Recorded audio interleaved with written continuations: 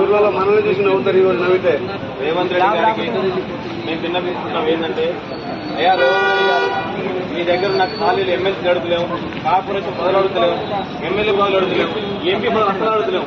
మాకు కావాల్సిన మాట ఉద్యోగాలు మాత్రమే. ఉద్యోగాలు కావాలని గత వారం నుండి 5,000 వద్దు 19,000 ముద్దు అని చెప్పి గత వారం నుండి దిల్సుఖ్నగర్ వేదిక ధర్నాలు, రాస్తారోకోలు, నిరసన కార్యక్రమం చేసినాం. అయినా కూడా మీ ప్రభుత్వానికి మేము కనబడట్లేము.